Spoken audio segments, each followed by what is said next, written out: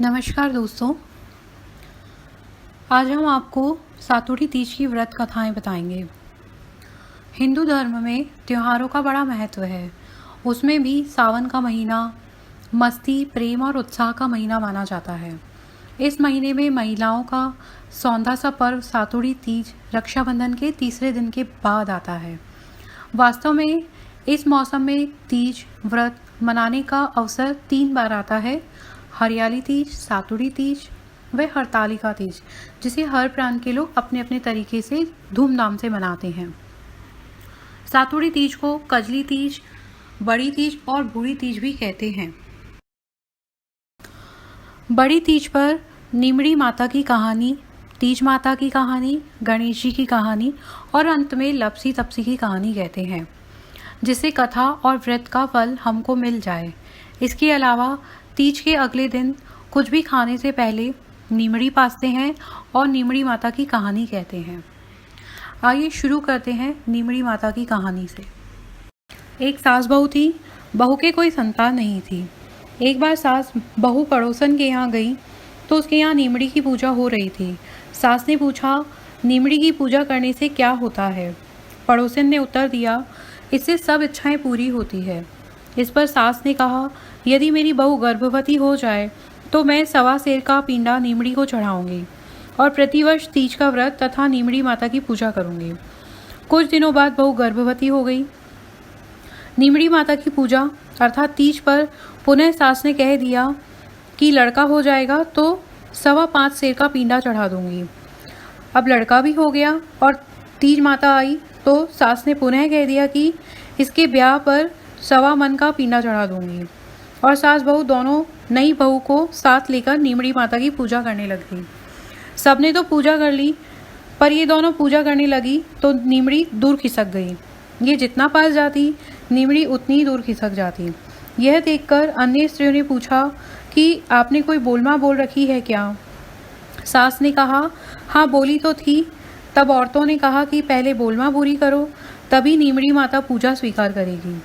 तब सास बहू ने घर आकर 1.25 मन का पिंडा तैयार कराया और गाजे बाजे के साथ धूमधाम से नीमड़ी माता के गीत गाते हुए पूजा करी। हे नीमड़ी माता, उन पर कृपा करी वैसे सब पर कृपा करना। तीज माता की कहानी। एक साहूकार था, उसके 7 बेटे थे।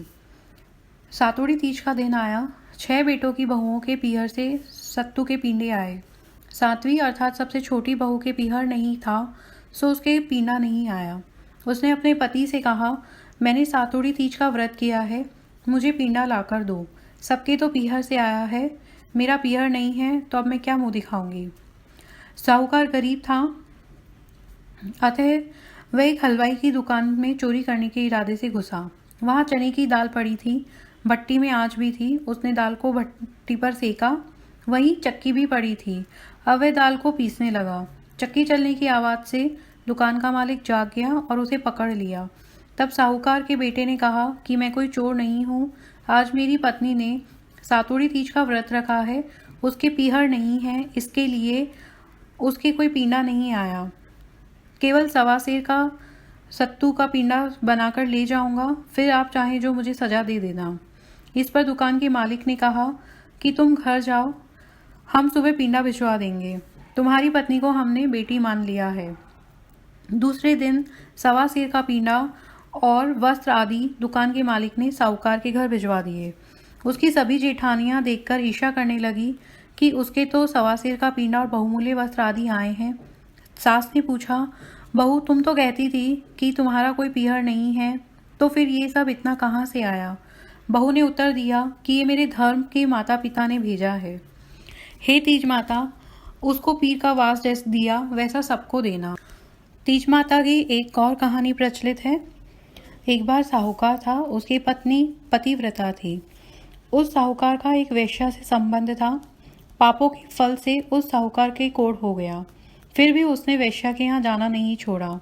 उसने अपनी पत्नी को कहा, मुझे उस वेश्या के ले चल। वह ले जाती है। वेश्या तो पैसे की भूखी होती है, वह सब धन उस पर लुटाता था। वह अपनी पत्नी के गहने ले जाकर उसे देता था। चूंकि पत्नी पतिव्रता थी, इसलिए जो वह चाहता वह वही करती थी। एक बार बड़ी तीज के व्रत का दिन आया। साहूकार की पत्नी भूखी थी। वह साहूकार के कहने पर उसकी पत्नी उस वैश्या के यहाँ ले गई। उस दिन साहूकार से बीमारी के कारण चला नहीं जा रहा था, अतः वह अपने कंधे पर पति को बिठाकर ले गई। उसने वैश्या के घर पहुंचने पर कहा कि मैं लौट कर आऊं, तब तक तुम यहीं खड़ी रहना। उस दिन देवयोग से झरोके से वैश्या सब कुछ देख रही थी। वैश्या ने साहूकार से पूछा कि जो तुम्हें छोड़ने आई है वह तुम्हारी नौकरानी है क्या? साहूकार ने कहा कि नहीं, वह मेरी पत्नी है। यह सुनकर वैश्या का मन बहुत दुख से भर गया। उसने साहूकार को समझाया कि वह लौट जाए, क्योंकि आज बड़ी तीज है और तुम्हारी पत्नी ने व्रत किया होगा, उसे पूजा करनी होगी। तीज माता ने वैश्या के मन को परिवर्तित कर दिया। उसने साहूकार को उसके गहने दे दिए और लौट जाने को कहा। साथ ही ये भी कहा कि अब वह यहाँ कभी ना आए। उधर साहूकार की पत्नी खड़ी थी कि बहुत तेज बारिश आने लगी। वह मन ही मन दुखी हो रही थी कि उसे तीज माता की पूजा करनी थी। उसी समय पानी में बहते हुए पूजा की सामग्री और नीम की टहनी वहीं आ गई। तब उसने पूजा की, तभी चांद उग गया। वह चांद को अर्घ्य देने लगी। उसी समय उसका पति भी वैश्या के यहाँ से लौट आया। अधरे के जल के छींटे से साहूकार का कोढ़ भी ठीक हो गया। वे दोनों पति पत्नी प्रसन्नतापूर्वक घर लौट आए। हे तीज माता, जैसे उसके दुख मिटाए वैसे सबके दुख दूर करना। नीमड़ी पासने की कहानी जो चौथ के दिन कही जाती है। व्रत के दिन भोजन करने से पूर्व सत्तू के साथ नीमड़ी का टुकड़ा खाकर पासना चाहिए। दो बहनें थीं। बड़ी बहन तीज के व्रत के दिन नीम की पत्ती का टुकड़ा पासती थी, तब कहती थी नीमड़ी कड़वी है। छोटी बहन पासती, तब कहती थी नीमड़ी मीठी है। नीमड़ी माता ने बड़ी बहन की वाणी में कड़वाहट भर दी और छोटी बहन की वाणी में मिठास भर दी। बड़ी बहन को पीहर और ससुराल में कोई पसंद नहीं करता था, जबकि छोटी बहन को पीहर ससुराल में सभी पसंद करते थे। बड़ी बहन बहुत परेशान थी। सोचती थी मैं तो सबसे अच्छा व्यवहार करती हूँ, किंतु मुझे कोई पसंद नहीं करता। सब मेरी छोटी बहन को ही पसंद करते हैं। बड़ी बहन ने किसी बुजुर्ग महिला से पूछा तो उसने बताया कि तीज के व्रत को नीमड़ी पासते समय तुम यह कह देती हो कि नीमड़ी कड़वी है, इसलिए तुम सबको कड़वी लगती हो। उसके बाद जब तीज का व्रत आया तो बड़ी बहन ने भी कहा नीमड़ी मीठी है। तब से वह सब जगह मीठी और अच्छी लगने लगी। विनायक जी की कहानी। एक अंधी बुढ़िया थी, रोज गणेश जी का पूजन करती, माला फेरती। इससे गणेश जी राजी हो गए। बोले बुढ़िया मांग, क्या वरदान दे चाहिए तुझे? बुढ़िया बोली महाराज मुझे तो मांगना ही नहीं आता, क्या मांगूं? विनायक जी बोले अपने बेटे बहू से पूछ ले, या तेरा और कोई हो उससे पूछ ले। बुढ़िया अपने बेटे बहू से बोली कि गणेश जी से क्या मांगूं? बहू बोली मेरे लिए पुत्र मांग लो, बुढ़ापे में पोते का मुख देख लो। बेटे से पूछा तो धन हो जाएगा तो सब कुछ हो जाएगा। पड़ोसन से पूछा तो बोली बेटे बहू किसके हैं, तू तो अपने दोनों आंखें मांग ले, नहीं तो बुढ़ापे में दुख पाएगी, पड़ी खाट पे सड़ेगी। बुढ़िया चक्कर में पड़ गई, सोचती सोचती सो गई। सुबह उठी, नहा धोकर पूजा किया। गणेश जी बोले क्यों बुढ़िया, पूछ लिया? बोली हाँ महाराज पूछ लिया। आप मुझे ये वरदान दो कि मैं अपने पोते को सोने के कटोरे में दूध पीते देखूं। विनायक जी बोले बुढ़िया तू तो भोली दिखती थी और मांगने के समय सब कुछ मांग लिया। अच्छा ऐसा ही होगा कहकर चले गए। बहू के लड़का भी हो गया। विनायक महाराज जी बुढ़िया की तरह सब पर मेहर करना। कहानी के सुनते को, हुकारा देते को, लिखने पढ़ने वाले को सब पे मेहरबानी करना। लपसी तपसी की कहानी। एक लपसी और एक तपसी था। तपसी भगवान की तपस्या करता था और लपसी सवा सेर की लापसी बनाकर भगवान को भोग लगाकर खुद खा लेता था। एक दिन दोनों आपस में लड़ने लगे। लपसी बोला मैं बड़ा हूँ और तपसी बोला मैं बड़ा हूँ। इतने में नारद जी वहाँ आए और पूछा कि तुम दोनों क्यों लड़ रहे हो? तो लपसी ने कहा मैं बड़ा हूँ और तपसी बोला मैं सारे दिन भगवान की पूजा करता हूँ तो मैं बड़ा हूँ। तब नारद जी ने कहा इसका फैसला मैं कल कर दूंगा। दूसरे दिन नारद जी आए और 1.25 करोड़ की अंगूठी तपसी के खोले में डाल दी, जिसे तपसी ने मांडी के नीचे रख दी और तपस्या करने लगा। अगले दिन नारद जी फिर आए तो दोनों ने पूछा कि कौन बड़ा है। नारद जी ने तपसी से बोला मांडी उठा और उसके नीचे से 1.25 करोड़ की अंगूठी निकली।